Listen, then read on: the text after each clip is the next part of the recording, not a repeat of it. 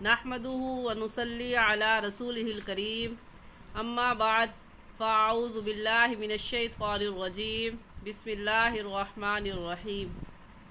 मेरे तमाम देखने वालों को मेरी तरफ़ से अस्सलामु अलैकुम व रहमतुल्लाहि व बरकातुहू। उम्मीद है आप सब खैरियत से होंगे। दुआ करती हूँ कि अल्लाह जल्ला शानुहु आपकी तरफ हर बढ़ने वाले शर को खैर में बदल दे। आमीन सुम्मा आमीन। आज हम पहली तख्ती पढ़ेंगे जिसका नाम है हरूफ मुफरदात। हरूफ मुफरदात, अकेले अकेले हरूफ को मुफरदात कहते हैं। आज हम सबक पढ़ेंगे जीम से। पढ़ना शुरू करते हैं। अऊज़ु बिल्लाहि मिनश शैतानिर रजीम बिस्मिल्लाहिर रहमानिर रहीम। जीम जीम जीम का मखरज है ज़बान का बीच तालू के बीच में लगाने से जीम निकलता है। ज़बान का बीच यानी दरमियान वाला हिस्सा ऊपर तालू के बीच यानी दरमियान में लगाने से जीम निकलता है। जीम निकलता है। ऐसे पढ़ेंगे। हा हा हलक के दरमियान से हा निकलता है। हलक के दरमियान वाले हिस्से से हा निकलता है। खा खा का मखरज है हलक का शुरू जो मुंह की तरफ है उससे खा निकलता है। हलक का शुरू जो मुंह की तरफ है उससे खा निकलता है। ऐसे पढ़ेंगे।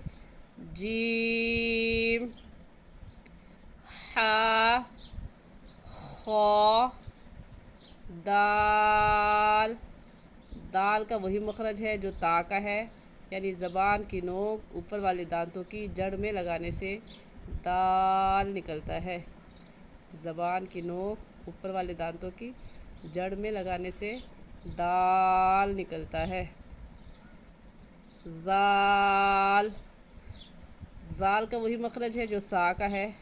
और सा का क्या मखरज था कि ज़बान की नोक दोनों दांतों के दरमियान में लाने से ज़ाल निकलता है।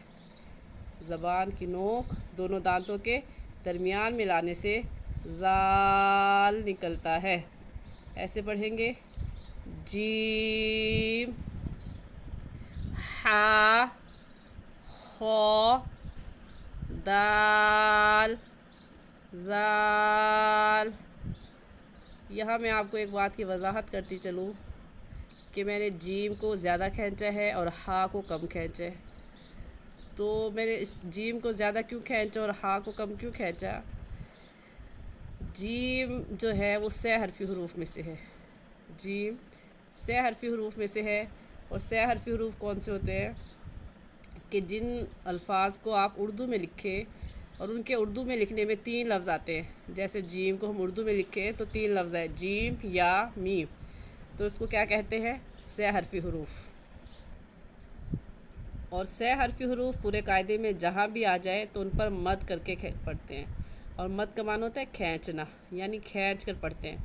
और कितना खींचना है? 5 अलीफ के बराबर। कितना खींचना है? 5 अलीफ के बराबर खींच कर पढ़ेंगे। और हमें कैसे पता चलेगा कि 5 अलीफ के बराबर खींच गया है या नहीं खींचा है? तो उसका तरीका ये है कि अपने आप हाथ की 5 उंगली हैं उन 5 उंगलियों को बंद कर लें और एक एक करके खोलें। तो जितनी देर उन 5 उंगलियों के खुलने में लगेगी उतना आप इस जीम को खींचेंगे, ना उससे ज़्यादा और ना ही उससे कम। और ऐसे पढ़ेंगे। Gym gym. उम्मीद है आपको मेरी बात समझ आ गई होगी।